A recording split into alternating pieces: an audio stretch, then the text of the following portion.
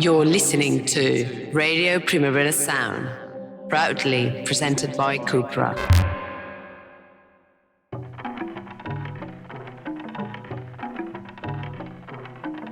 Okay, today on Line Noise, we welcome one of the most brilliant minds in modern music, Matthew Herbert, a man who has sampled a pig from birth to plate, formed a Brexit Big Band, and headed up the BBC's legendary Radiophonic Workshop. And he's still found time to create one of the most dazzlingly beautiful records in house music with Bodily Functions, and only last year released the brilliant Clay long player with Momoko Gill. This weekend he is playing La Paloma in Barcelona. Welcome, how are you doing? I'm good, thank you. Yeah, nice to be here.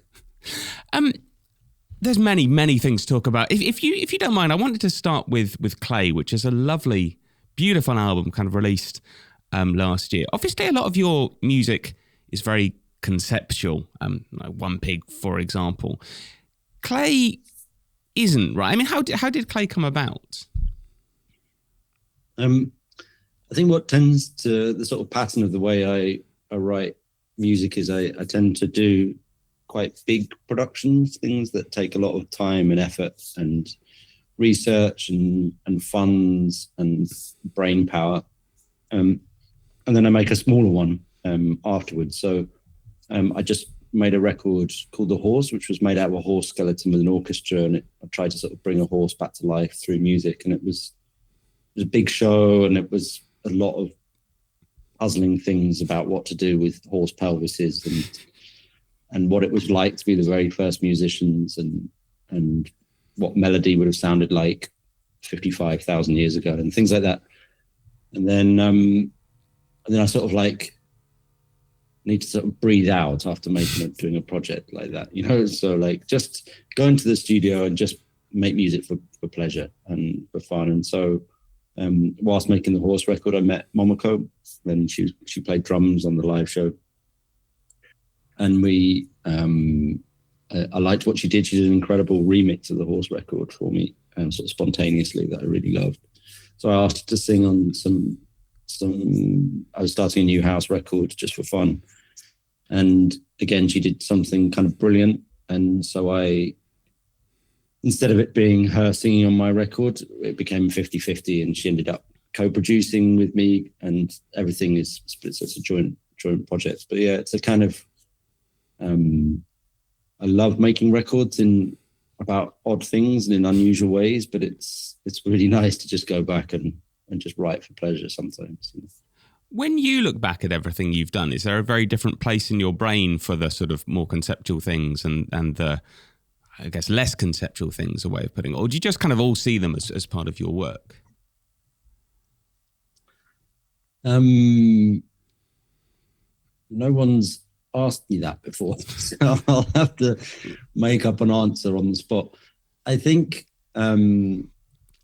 actually 30 years ago, pretty much today, I released 3 records at the same time. It was like the kind of beginning of my, I don't like the word career, but you know, that way of thinking about things. So I released 3 records, one as Herbert, which was like a house record. It was called Part 1. And then I released a Dr. Rocket record, and I released a Wish Mountain record. And Wish Mountain was made with a broken radio and some sort of broken bits of objects and things like that. The Dr. Rocket was like an electro-y sort of record, and then the Herbert was like a house thing.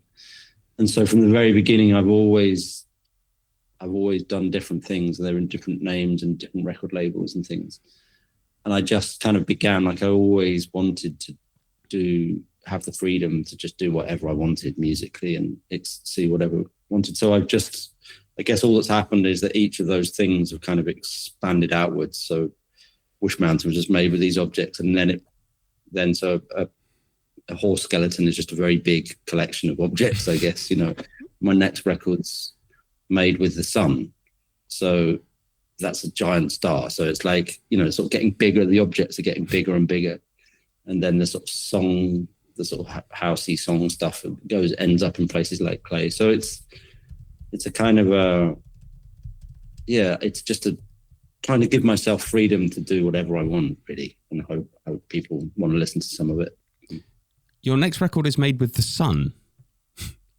Yeah, it's a kind of a collaboration with the sun. So I'm sort of trying to turn the whole planet into an instrument, basically, and create collaborations that go right across the world. So it will start at sunrise, and then, but of course, you're like, well, which sunrise?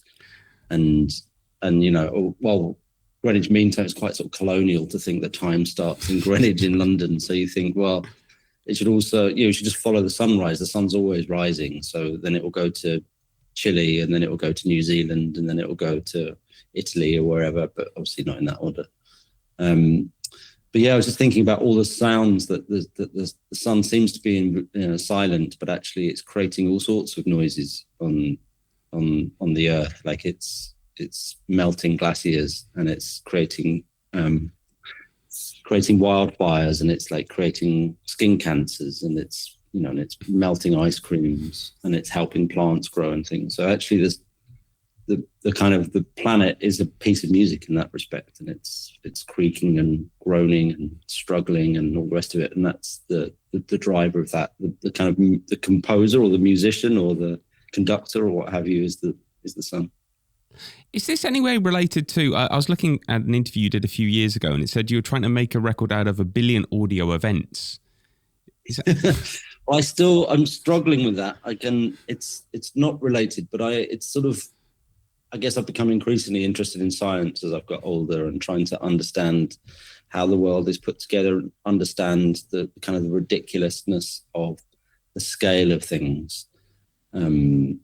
Just the amount of the amount of atoms and subatomic particles, and the sort of scale of things is so vast. And of course, billionaires and wealth, and trying to think about these huge numbers. And so I was trying to sort of find a way to represent 1 billion in sound in an hour, so you could listen to what 1 billion would go. But you can't go fast enough, so you have to have multiple streams and things. And then I was like, well, what would it be made out of? And then this is a question that I would ask to you and to anybody listening. But if you could multiply the sound of something by 1 billion, what would it be? And that's the question I haven't been able to answer for 4 years. So is it a baby being born? Is it Donald Trump speaking? Is it a car accident? Is it what is it, a nuclear explosion? Is it middle C on a piano? If you're going to take something and multiply it by 1 billion, that's an extraordinary kind of adventure. It's an extraordinary kind of challenge, and it's going to take a year, 2 years to try and to do that. So the thing that's being multiplied has to be completely extraordinary somehow, or completely normal, or whatever it is. So that's what I've been trying to work out. Can I just say, having been present when a baby was born, beautiful though it is, I don't think I'd like it multiplied by 1 billion. That would be a bit extreme. It would. I've got my kid's first noise I recorded when he was born, sort of like, ah! But then it's sort of like, why him? Like, what's so special about him just because he's my kid, you know what I mean? So it's like, there's plenty of other people being born. Have you used it in anything? I haven't. I should pull it out, actually. I should pull it out and do something with it. But yeah, no, I haven't. Actually, a question just occurred to me to do with that, because, you've sampled so many different things. I get the impression you're always looking for sound. But how on earth do you organise it all? I mean, I don't know how many sounds you must have in your bank. It's not like you can be like, right, flutes, cellos, it's like horse, pig, I don't know. Yeah, I used to kind of record everything all the time and carry recorders. I don't do it anymore, partly because what you're talking about, like actually just cataloging it and organizing it.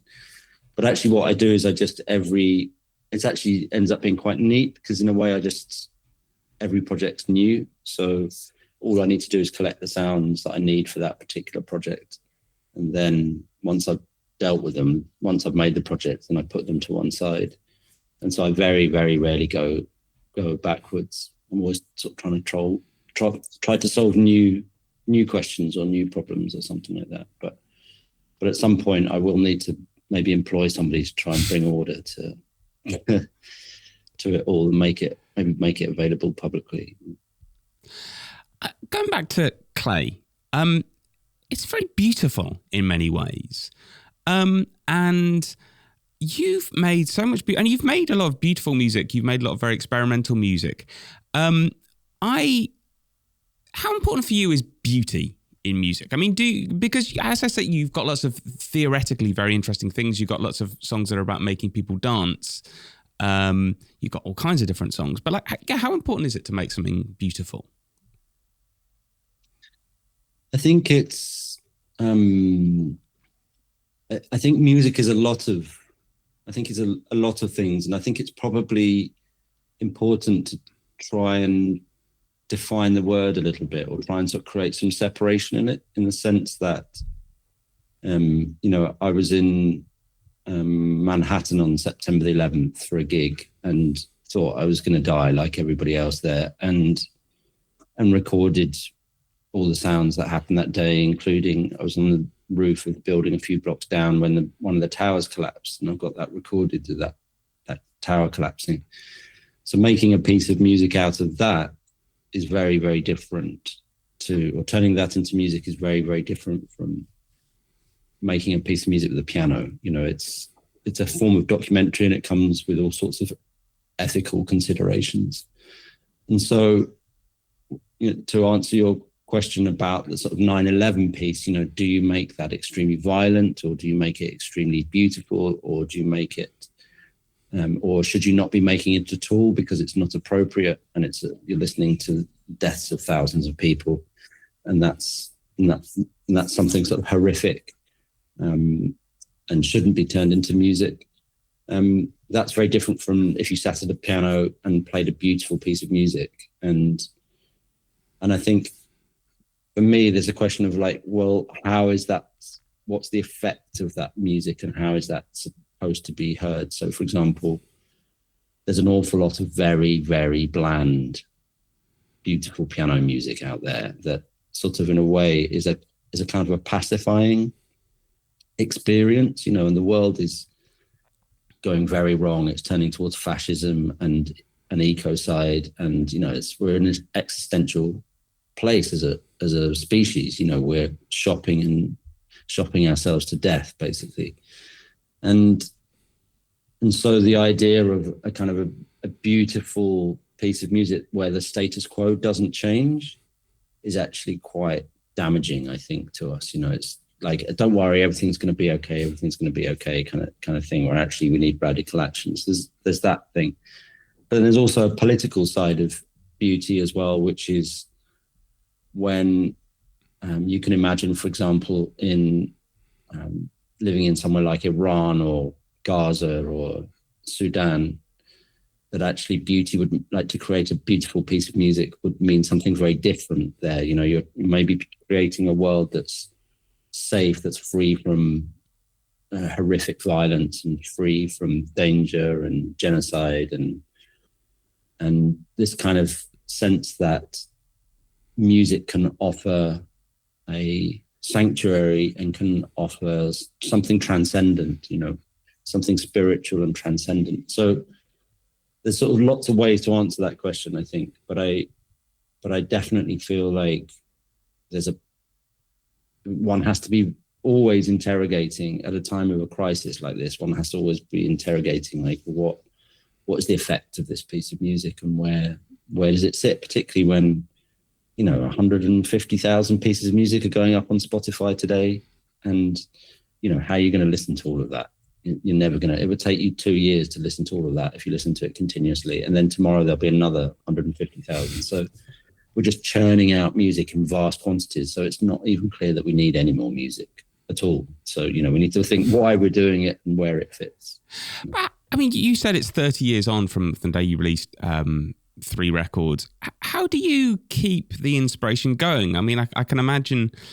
Do you ever have moments when you just think, there's 150,000 pieces of music going up every day. Why am I doing this?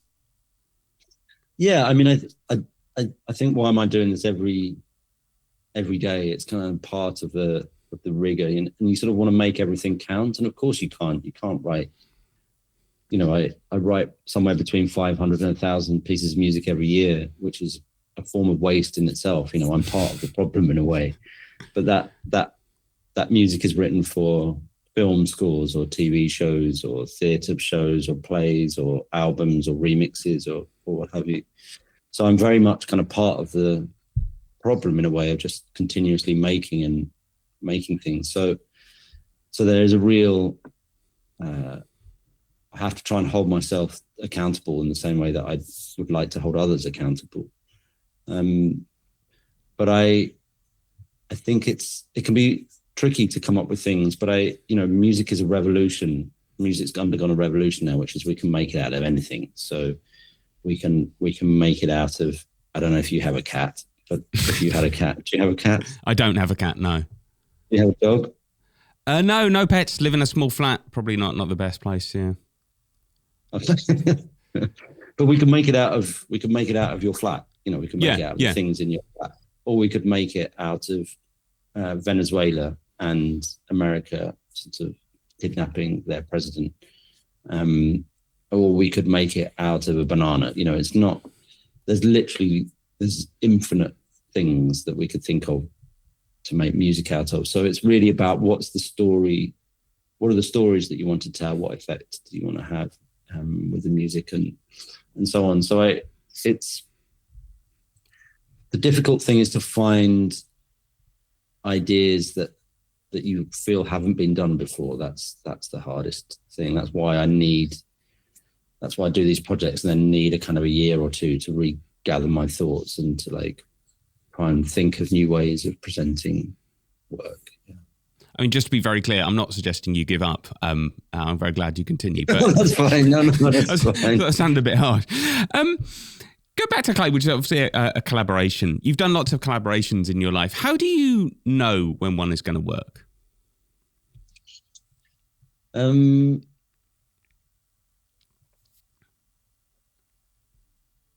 think a lot of it comes down to, are they nice?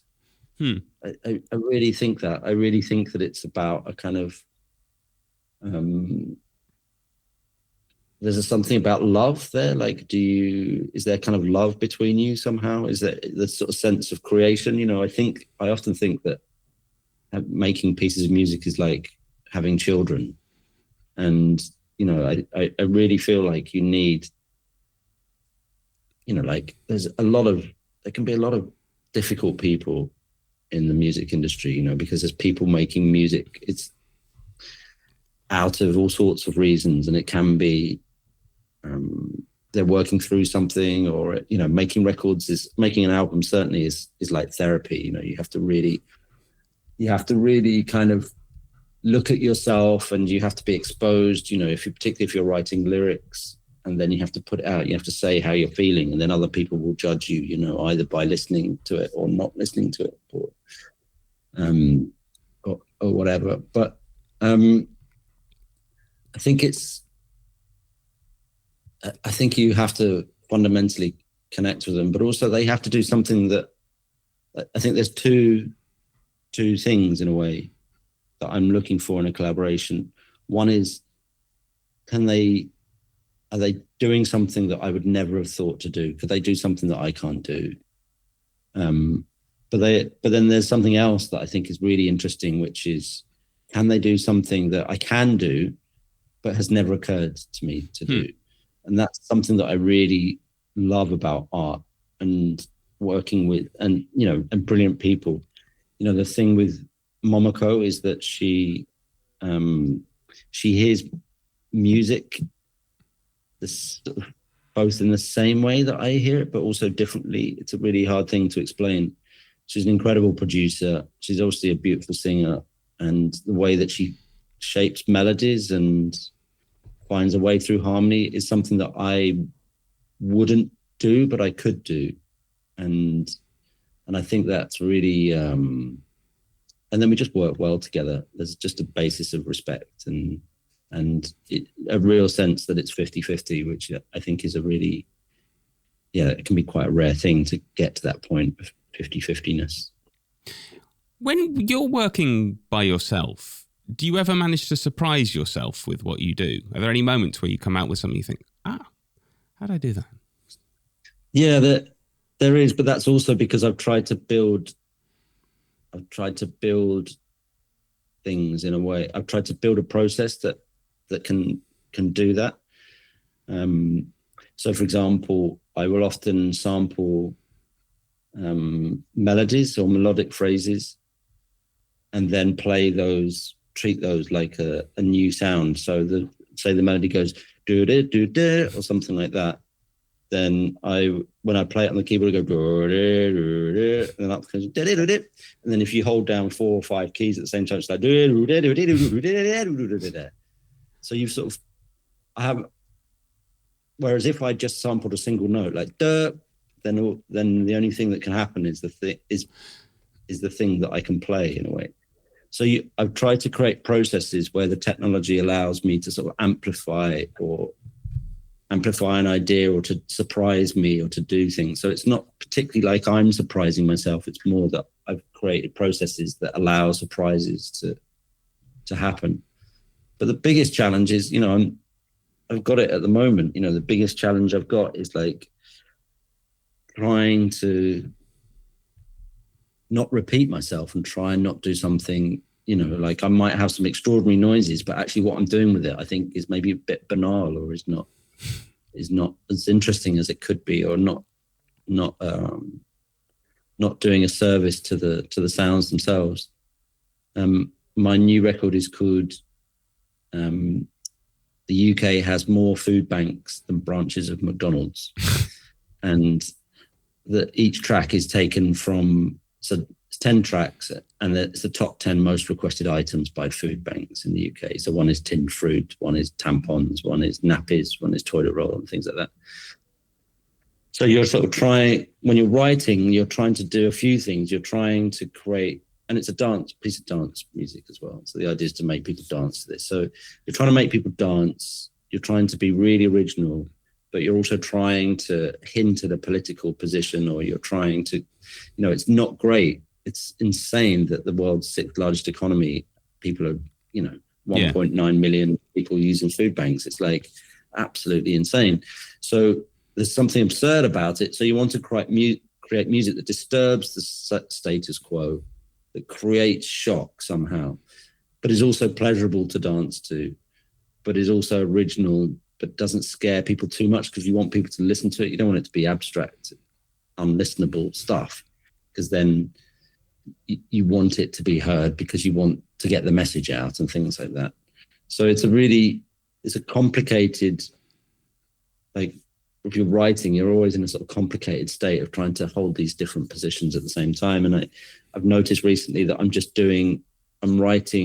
organizing the way that I'm writing kind of the same way that I was doing it 30 years ago on those first records. And I need to try and find new ways through and new ways of writing. Otherwise, I'm just never want to feel like I'm just stuck in a loop you're always trying to expand, always trying to grow, I guess. You know what I mean? Always try and find new ways through.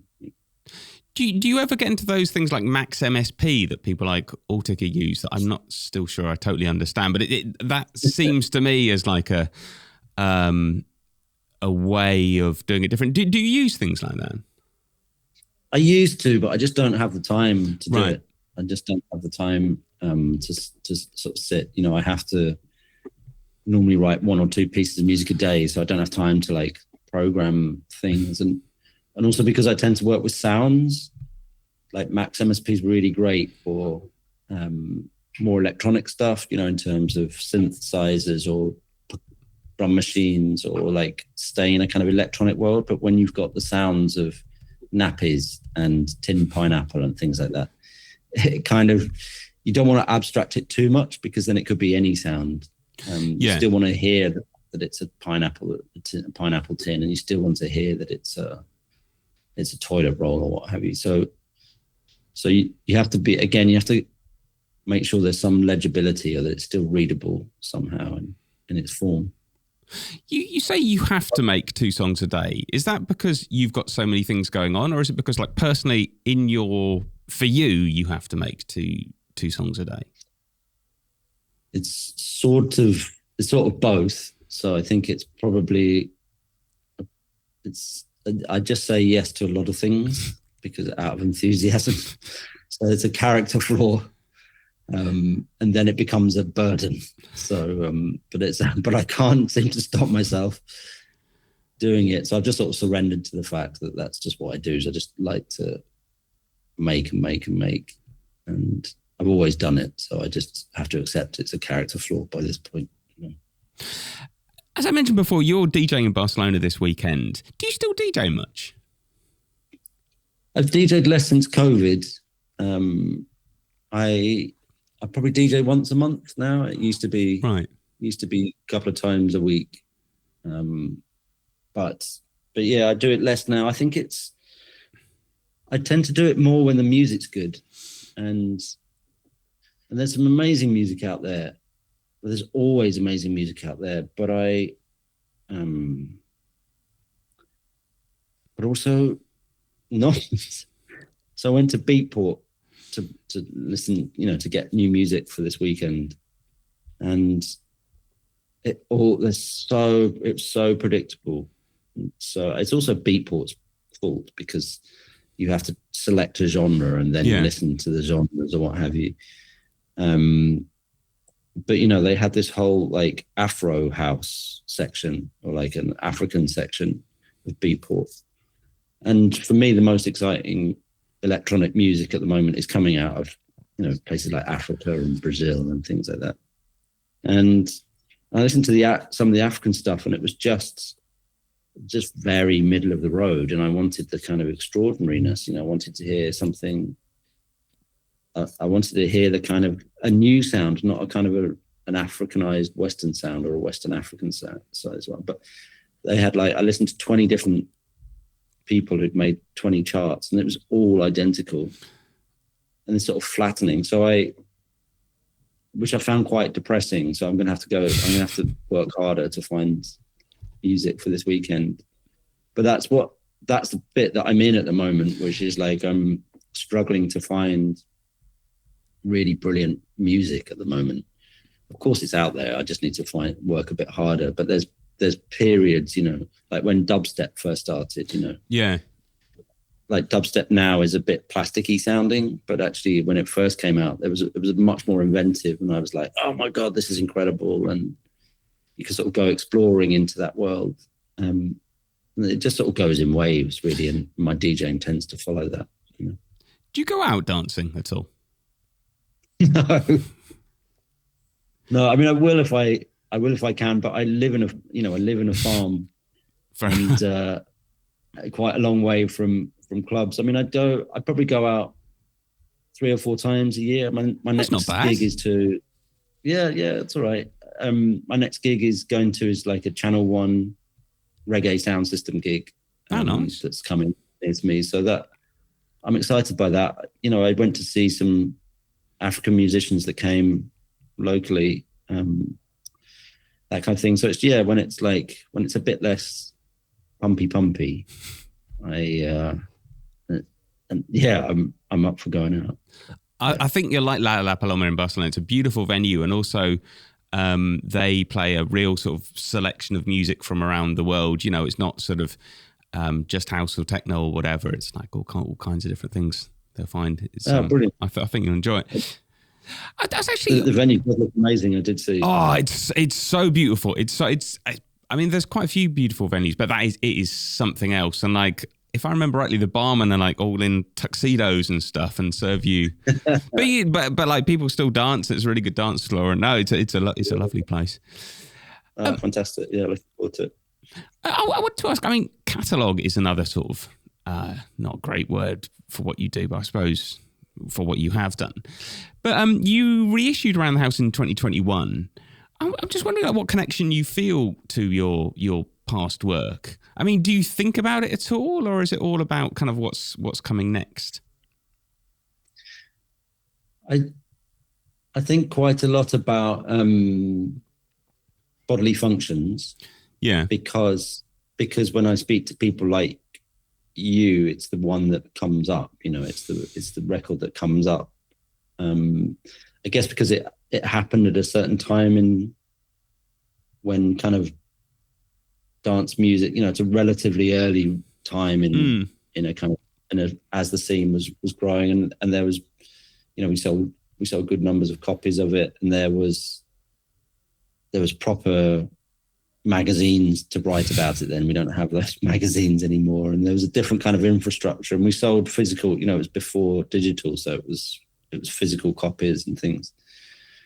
I sort of think about that, because it's had it still has people still ask me about that, and I kind of try and work out what it is about that record that, because I don't want to go backwards and I don't want to try and recreate it, but I'm like, what was it about that record, and that kind of made sense to people at the time.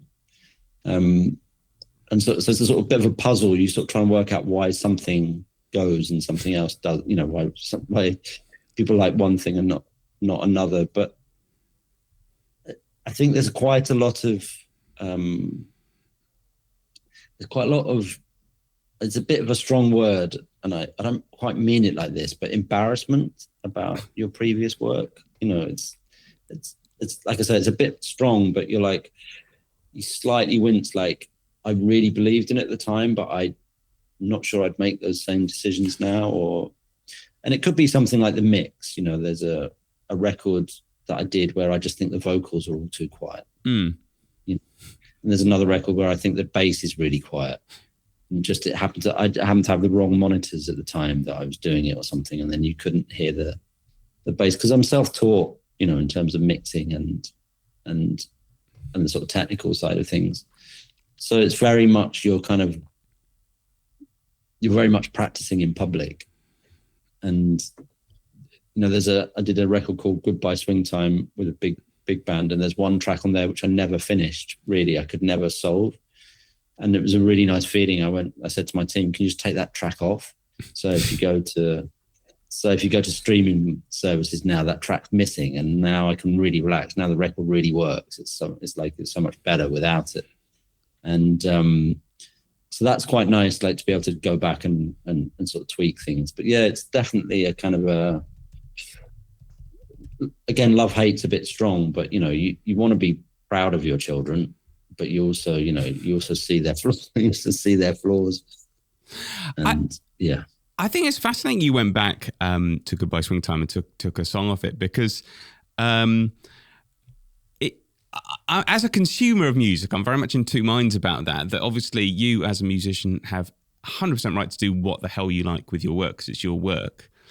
But at the same time, there's a part of me, sorry to say this, that doesn't like sort of it's all good. Yeah. The records, changing. And when people do that, as some people sometimes do, I'm a bit like, yeah, but that was the record, that was track 7 or whatever, and yeah. I think it's because the music business is fundamentally flawed as a business, which is that music is a process, not a product, and yet we bundle it up and send it out into the world as if it's finished in the perfect version of one's vision at that particular time. But it's full of compromises, and so the Horse record is a good example of that, which was I got this horse skeleton. I went to northern Spain to the caves of Altamira to record in front of the horse drawings that are there in the Paleolithic caves, and I had new instruments made out of the horse, and got some incredible people working on it. It was a real team effort, and the lead times were so long on the vinyl that I had to rush it I had to make the record in 6 weeks, where actually it should have taken 6 months. So but because it was going to be pressed to vinyl, it had to be finished by a certain point to be ready for that. And so as a result, actually I'm proud of that record, and I'm happy with it. But it was a real struggle. It was really intense to get that finished in time.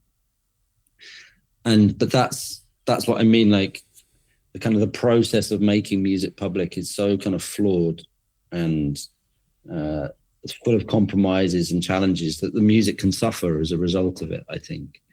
And whereas actually what would be helpful would be a much more healthier relationship between people that make the music and people that listen to music.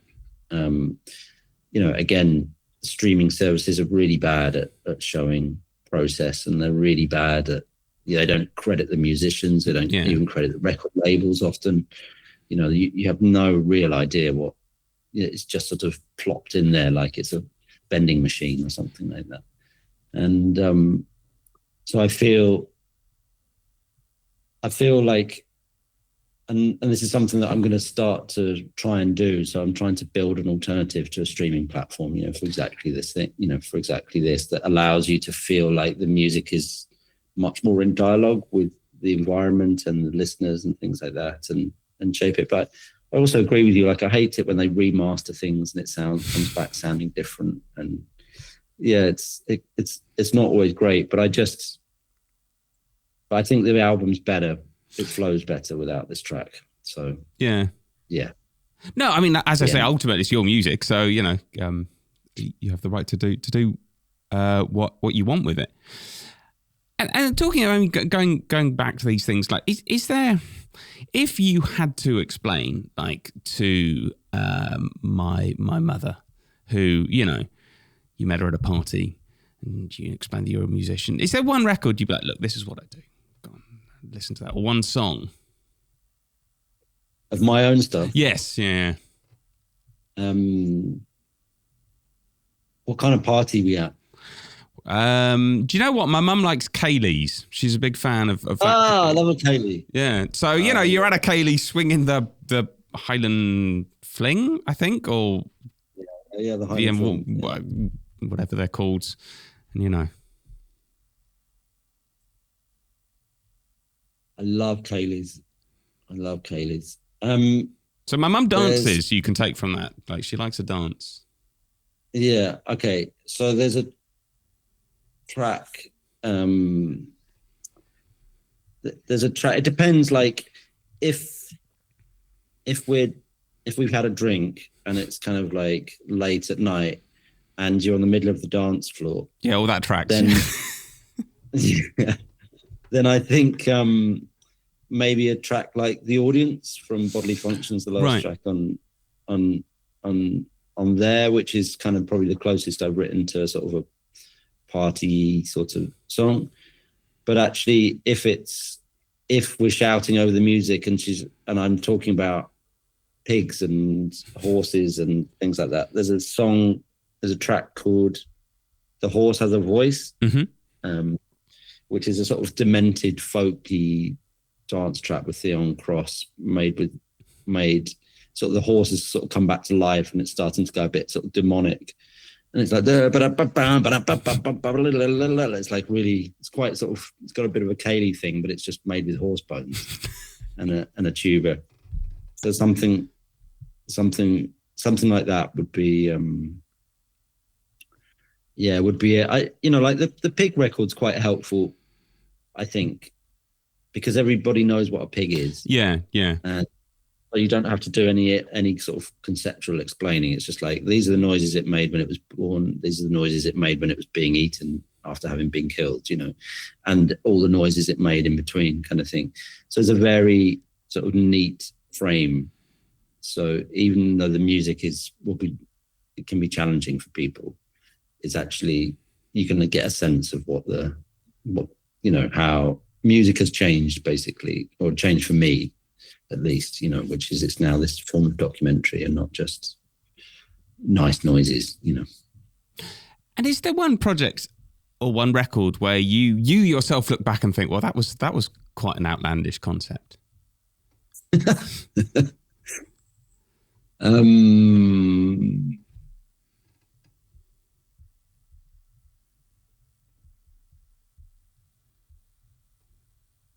mean, there's so many. I'm trying to. There's a record that people don't really know about so much, which is a record called The Recording, and I was commissioned to write an opera for the Royal Opera House that would also go to the Deutsche Oper in Berlin. And they couldn't transfer it in the end for various reasons to Berlin. So I came up with an alternative offer to them, which is I'd write a piece of music.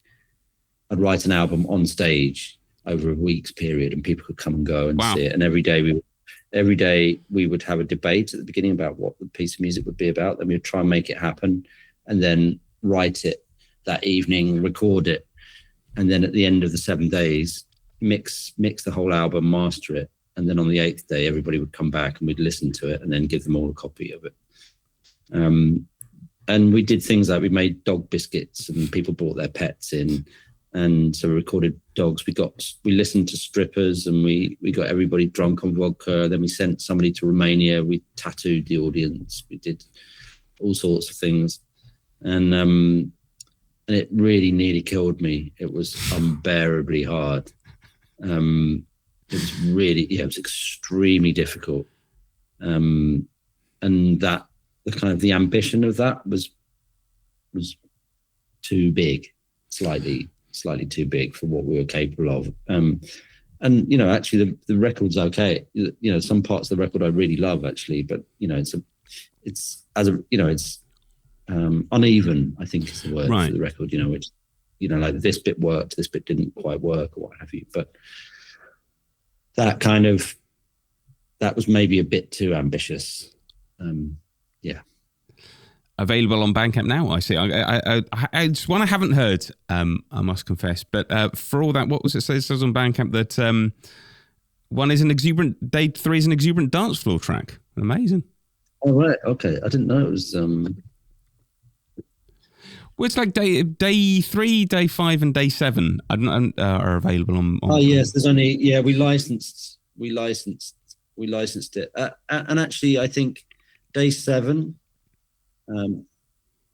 day 7 is the most very favourite piece of music I've ever written. Really? Wow. Yeah. Absolutely beautiful. And you think I'm going to sound like a cunt? No.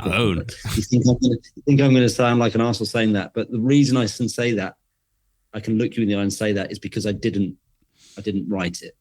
Right. And what I did was I gave everybody in the audience €1 and told them to go out and buy something, and they came back and they made noises with it. And that's all the track is like the audience with their objects playing sounds that they make with their objects in a way that they chose. So I didn't do anything. Like, all I did was create the circumstance to do that. And it sounds like a sort of dawn chorus, or like insects in a forest or something like that. It's really, really beautiful. And that, yeah, I love that piece of music so much. I guess partly, like I say, because I didn't do it. You've been very generous with your time, and I don't want to keep you from what must be an impressive schedule.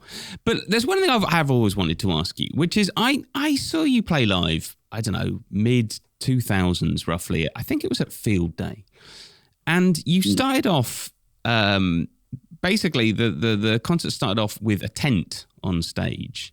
And nothing happened for a while, and we were just sort of looking at the tent. And then at a moment that, I don't know, a few minutes in, you came like running out of the tent, like just kind of as fast as you could, and started playing live. And I've always wondered, like, why?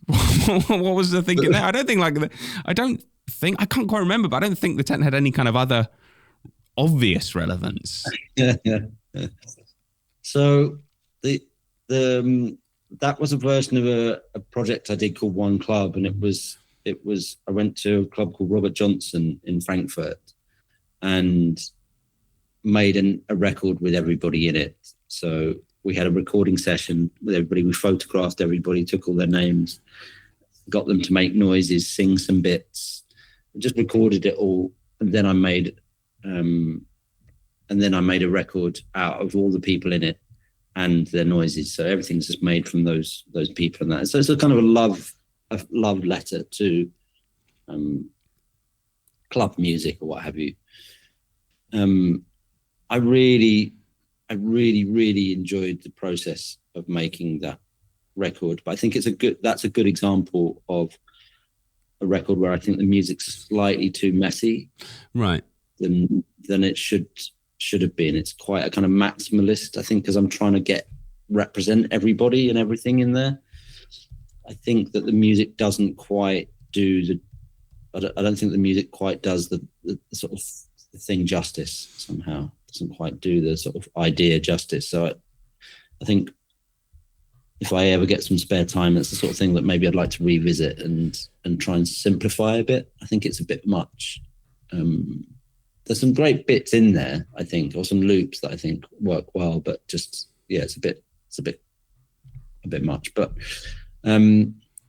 then, so when we came to doing the live show, we were thinking about like how to kind of represent a sense of temporariness that happens in nightclubs, where a community comes together, you have a night and then you go off again. So we were trying to think of like, we needed somewhere to store all the objects that the songs were made out of, or things like that. And so the idea was that I was a kind of an impish spirit of nightclubs or something like that, that you're trying to embody that sense of like where something great happens in nightclubs at a certain time, like with the right music, the right sound, the right audience, if everything comes together.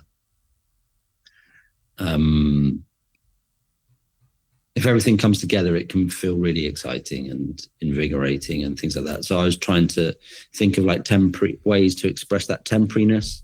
Right. So hence the tent.